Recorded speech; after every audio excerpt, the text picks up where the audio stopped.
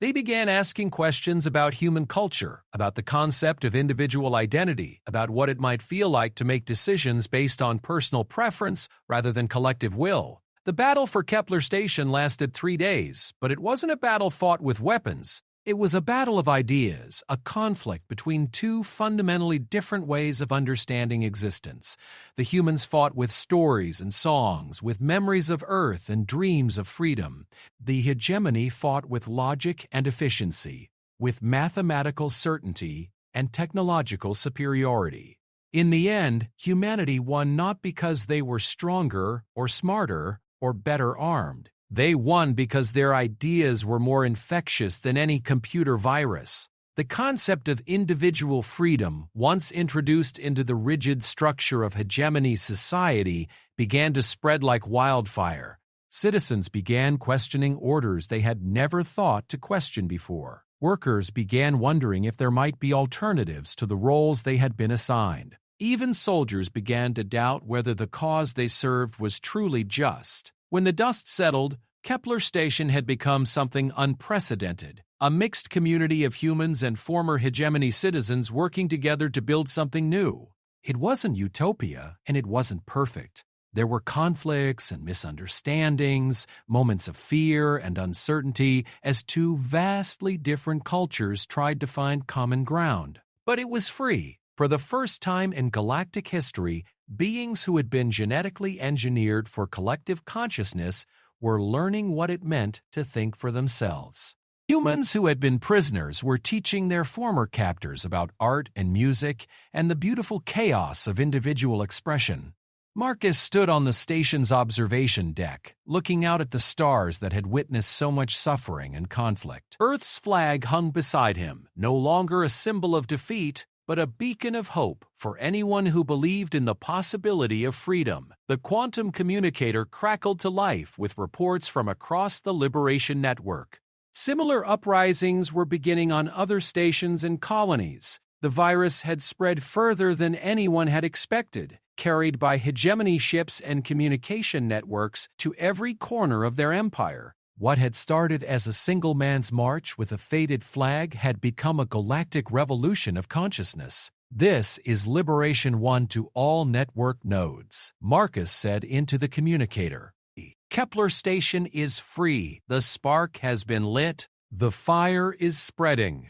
The responses came from dozens of worlds, hundreds of communities, thousands of individuals who had chosen freedom over security and uncertainty over imposed order. The hegemony's perfect empire was crumbling, not under the weight of superior weapons or advanced technology, but under the simple, irresistible power of the idea that every being had the right to choose their own destiny. The march that had begun with Earth's fall was approaching its destination, not conquest or revenge, but the chance to build something better from the ashes of what had been destroyed. 2 years had passed since the liberation of Kepler Station, and the galaxy had become something unrecognizable from the sterile order the hegemony had imposed for centuries.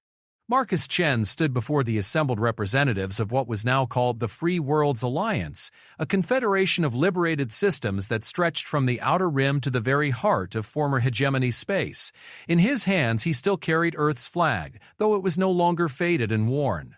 It had been carefully restored by artisans from a dozen worlds, each thread replaced with loving precision, each color restored to its original brilliance. The council chamber was itself a symbol of how much had changed. Built in the hollowed-out asteroid that had once housed a hegemony administrative center, it now hummed with the chaotic energy of free debate and democratic process. Representatives from human colonies sat beside former hegemony citizens who had embraced individual consciousness. Alien species that had been conquered and absorbed by the hegemony collective now spoke with their own voices for the first time in generations. "The question before us today," Marcus said to the assembly, "is not whether we've won this war. The question is what we're going to do with the peace we've created." Over 3,000 star systems had declared independence from hegemony control. Billions of beings had experienced individual consciousness for the first time in their lives. The rigid hierarchies that had controlled galactic civilization for millennia had crumbled, replaced by a complex network of voluntary associations and democratic governments. But victory had come at a cost.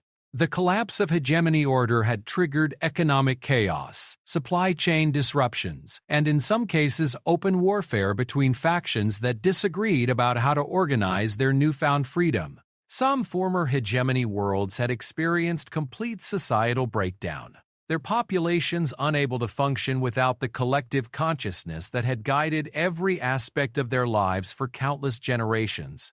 Bandasser Keth VII, a former hegemony administrator who now represented the reformed collective worlds, stood to address the assembly. The transition from collective consciousness to individual thought is not a simple matter of changing governments. For my people, every decision that was once automatic now requires conscious choice. We are learning to be individuals, but we are also learning to be responsible for our choices. Dr. Priddick, Jennifer Walsh, now serving as the Alliance's chief medical officer, had spent the past 2 years developing support systems for former hegemony citizens struggling with the psychological adjustment to freedom. We've documented over 2 million cases of what we're calling consciousness adjustment syndrome, she reported.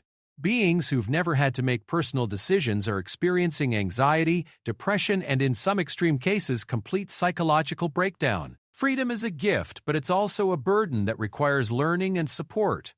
Lisa Chen, who had grown from a teenage refugee to one of the Alliance's most skilled intelligence coordinators, presented data that showed both the promise and the problems of their new galactic order. The Liberation Network now connects over 15,000 communities across 2,000 star systems. We've restored communication between scattered human populations, established trade relationships between species that had been artificially separated under hegemony rule, and created the largest cooperative scientific research program in galactic history. Some liberated worlds had descended into authoritarianism as quickly as they had escaped it, with local strongmen filling the power vacuum left by hegemony collapse. Others had fragmented into competing factions that seemed more interested in fighting each other than in building something better. The virus of freedom was spreading, but not everyone who caught it was developing immunity to the disease of tyranny. Engineer Bradley, now heading the Alliance's Technological Development Program, offered a more optimistic perspective. Yes, we have problems. Yes, there are failures and setbacks. Boo! But look at what we've accomplished.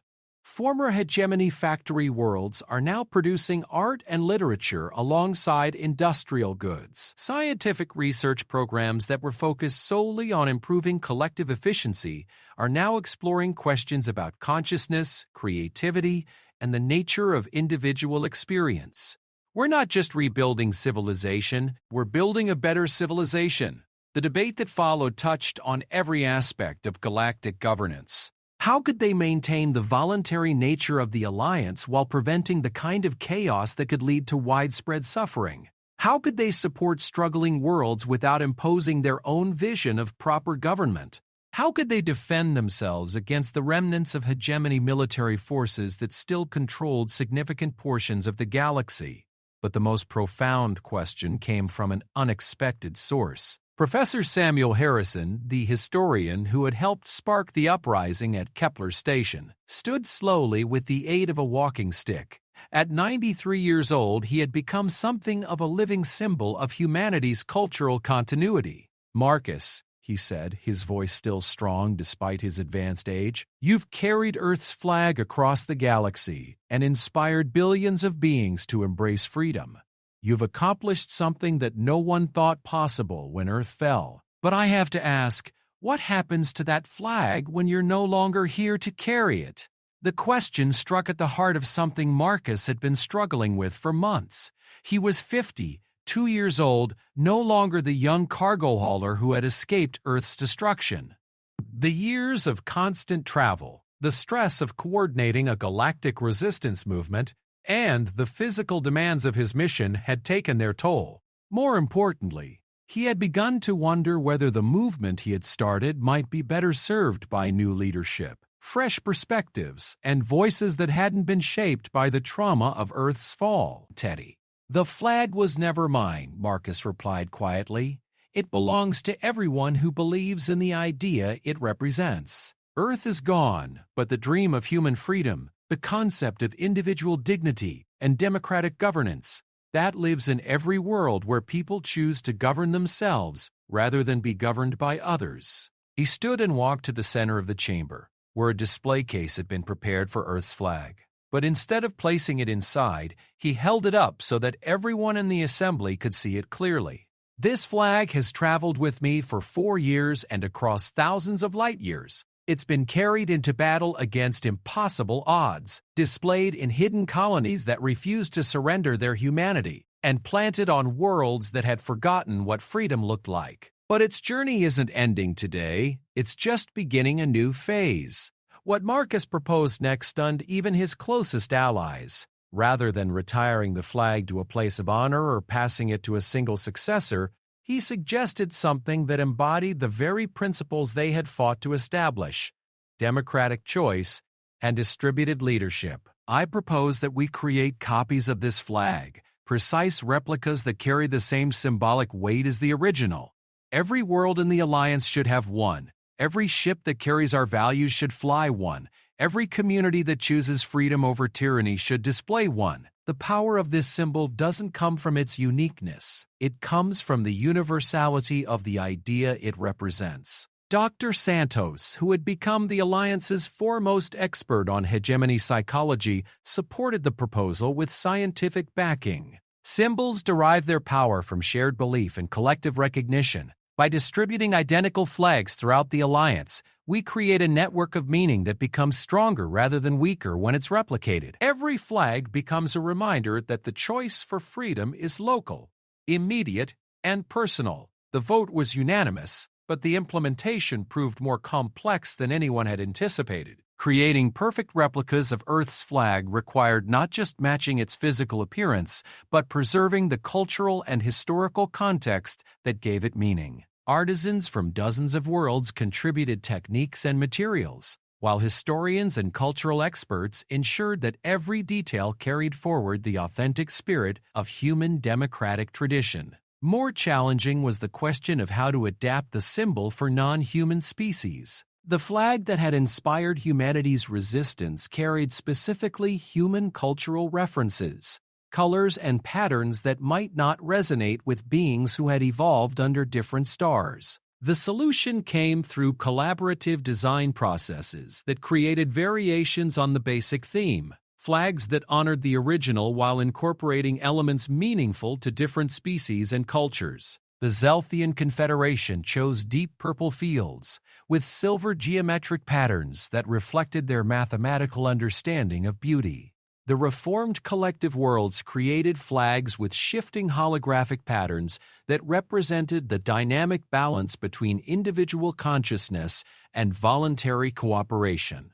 Former hegemony industrial worlds designed flags incorporating mechanical elements that celebrated the dignity of honest work and technological creativity. But the most moving moment came when representatives from Earth's former colony worlds unveiled their own versions. These weren't adaptations or variations, but careful reproductions of the original flag, created by humans who had never seen Earth but who carried its cultural DNA in their memories and traditions. Marcus watched tears flow freely as colonists from New Australia displayed a flag that incorporated traditional Aboriginal artwork alongside the familiar blue, red, and white.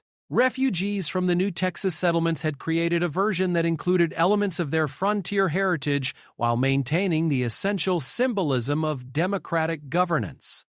Even the survivors of Europa Station, who had developed their own unique culture in the ice caves of Jupiter's moon, had found ways to honor both their Earth heritage and their distinctive identity.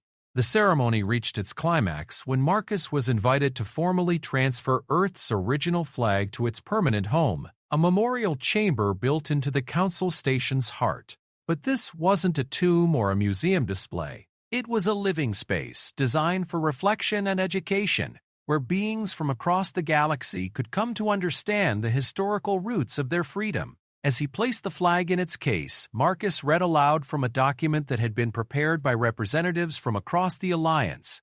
It was a new charter, a statement of principles, that built on humanity's democratic traditions while acknowledging the unique needs and perspectives of a galactic civilization. We, the free beings of the galaxy, unite not under a single government or collective consciousness, but under the shared belief that every intelligent being has the inherent right to choose their own path, to speak their own truth, and to participate in the decisions that affect their lives. We reject the false choice between perfect order and destructive chaos, choosing instead the difficult but rewarding path of cooperative freedom. We acknowledge that freedom is not a destination but a journey, not a gift but a responsibility, not a right to be claimed but a duty to be shared. We commit ourselves to defending not just our own liberty, but the liberty of all beings who choose to join us in this great experiment in galactic democracy.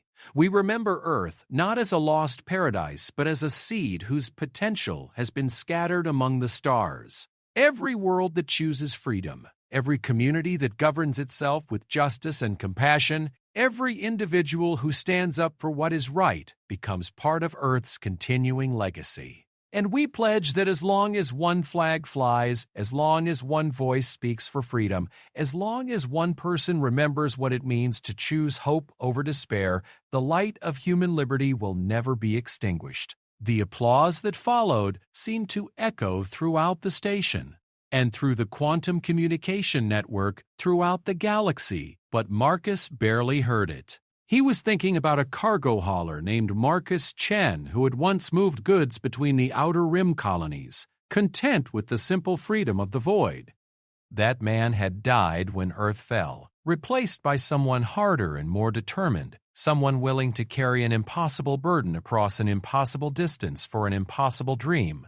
But perhaps the dream hadn't been impossible after all. Perhaps what he had learned during his long march was that the most important victories weren't won with weapons or technology, but with the simple, stubborn refusal to accept that tyranny was inevitable, that individual lives didn't matter, that ordinary people couldn't accomplish extraordinary things. 5 years later, Marcus Chen sat on the observation deck of a small transport ship, watching the stars wheel by as he traveled to yet another world where freedom was taking root. He was no longer the leader of a galactic resistance movement, but he hadn't retired either. He had become something more valuable: a teacher, a storyteller, a living reminder that the choice between freedom and tyranny was one that every generation had to make for itself. The ship carried no cargo except knowledge and hope.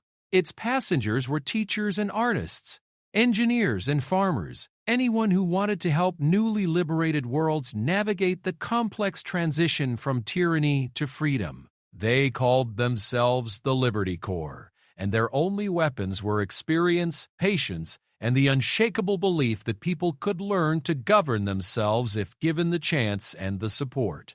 On his lap rested a worn copy of the Alliance Charter, signed now by representatives from over 5,000 worlds. Beside it lay a small flag, one of the thousands that now flew throughout the galaxy, each one a reminder that Earth's final gift to the universe hadn't been any particular government or technology, but the idea that freedom was worth any sacrifice, any struggle, any risk. Marcus smiled as he watched the stars, thinking of all the people who had helped carry that idea across the galaxy. Commander Vasquez, and the colonists of Haven who had proved that freedom could survive in exile. Dr. Walsh and the prisoners of Kepler Station who had shown that no cage could contain the human spirit. Professor Harrison and the cultural preservationists who had demonstrated that knowledge and memory were the ultimate weapons against tyranny. And somewhere out there in the vast darkness between the stars, new challenges were emerging. The remnants of the hegemony military were regrouping in distant systems, planning their return to power. Some liberated worlds were struggling with the economic and social disruptions that came with sudden freedom. New forms of tyranny were emerging, clothed in the language of democracy but driven by the same desire for absolute control that had motivated the hegemony. But Marcus was no longer worried about those challenges. He had learned something during his long march that filled him with unshakable confidence. Freedom was not a fragile flower that could be crushed by the first storm. It was a fire that burned brighter when challenged, a force of nature that could not be contained by any prison or controlled by any government. As long as one person remembered what it felt like to make their own choices, to speak their own truth, to stand up for what they believed was right, the light would continue to burn. It might flicker in the wind, it might seem to fade during the darkest hours, but it would never go out. Earth was gone, but its children had found new homes among the stars. The flag that had once flown over a single world now symbolized the dreams of a galaxy. The march that had begun with one man carrying humanity's final hope had become a journey that would continue as long as intelligence existed in the universe. Marcus closed his eyes and smiled, feeling the gentle vibration of the ship's engines carrying him toward another world where freedom was waiting to be born. The march continued, as it always would, as it always must, until every being in the galaxy had the chance to choose their own destiny under the light of their own star. In the end, that was humanity's greatest victory, not conquering the galaxy, but teaching it to free itself. The flag would fly forever, carried by anyone brave enough to believe that tomorrow could be better than today, that ordinary people could accomplish extraordinary things, and that the light of freedom once kindled could never truly die.